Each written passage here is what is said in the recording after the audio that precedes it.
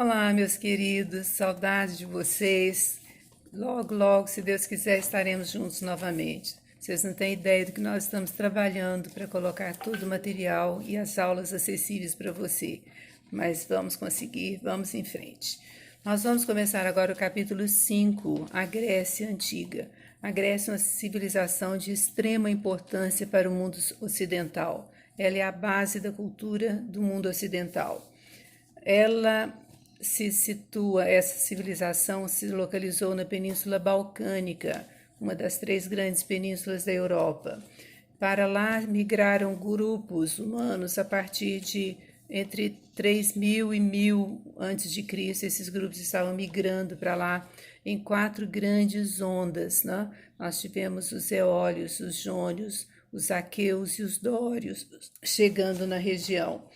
As comunidades que foram se formando eram geralmente de base familiar, a base dos clãs. E no início eles não existia propriedade privada da terra e as cidades eram independentes umas das outras. Essas comunidades foram se desenvolvendo de forma independente.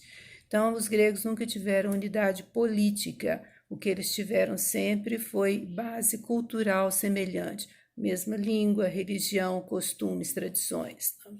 O primeiro grupo a chegar foram os aqueus. Eles fundaram Micenas e dominaram importantes regiões ali do Peloponeso, porque a Península Balcânica tem 2 grandes penínsulas. À direita, a Península do Peloponeso e à esquerda, menor, a Península da Ática. Então, os aqueus ficaram na região do Peloponeso, e quando eles chegaram, eles já encontraram no Mediterrâneo, na ilha de Creta, uma civilização bastante desenvolvida, a civilização cretense. O que vai haver é a dominação, né, dos aqueus sobre essa civilização cretense, formando a chamada civilização creto-micênica. Rica, dinâmica, comercial, né, uma sociedade em que as mulheres tinham um espaço bastante significativo. Essa civilização vai entrar em decadência por volta do século XII a.C. Os eólios também ocuparam regiões da península. Os jônios chegam e fundam Atenas, que vai ser uma das cidades mais importantes da Grécia Antiga, na península da Ática. E, por fim, chegaram os dórios, povo guerreiro, violento, que destruíram grande parte das comunidades do Peloponeso, levaram muitas populações a abandonarem as suas terras e fugirem num movimento de medo, na chamada primeira diáspora grega. Eles então vão procurar terras em outras regiões, na Ásia Menor, nas ilhas do Mediterrâneo, se dispersando. Os que ficaram foram dominados, foram escravizados pelos dórios. As atividades principais da Grécia Antiga eram a agricultura, a pecuária e o comércio marítimo. Então, as cidades estavam sempre em torno dessas atividades. As comunidades tinham base familiar, né, em clãs grandes que iam se formando e formavam os chamados genos ou genós.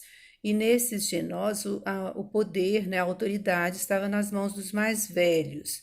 Não havia propriedade privada da terra. A terra pertencia a todos e o que era produzido era repartido entre todos.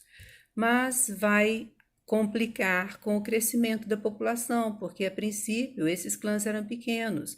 À medida que a população cresceu, começou a faltar terras para a subsistência de tanta gente. E com isto, os genos vão se desagregando na disputa pelas terras. Os grupos mais fortes começam a tomar para si a posse das terras e os mais fracos vão acabar se tornando dominados ou uma categoria que não tem uma vida muito fácil. Mas esses que ficaram com as melhores terras torna-se a aristocracia, a classe mais poderosa, baseada exatamente na posse da terra. O que aconteceu que nós vimos aí? Quem teve mais força dominou os mais fracos, ficou com o que era melhor. Acabou a igualdade, tem início a diferenciação social.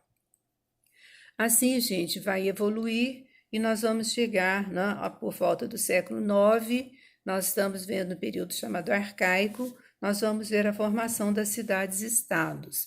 Era cada uma por si, cada uma tinha a sua estrutura, o seu exército, as suas leis, o seu governo, né? Elas eram diferentes entre si e se espalharam por todas as regiões da península, pelo Mediterrâneo, pela Ásia Menor. Os gregos fundaram colônias em diversas regiões da área menor. Assim, nessas comunidades, era comum que o povo, né, chamado demos, participasse das decisões. Elas eram diferentes entre si, né, e autônomas. Nestas cidades, nós vamos ver uma diferenciação social em que havia a classe desses proprietários, né, havia uma classe de comerciantes e artesãos, havia os escravos e as mulheres que eram consideradas, né, quase que excluídas dessa sociedade. Mas nós vamos ver que, com diferentes sistemas políticos, com diferente organização social, os gregos tiveram a possibilidade de criar uma cultura fantástica que até hoje influencia o mundo contemporâneo.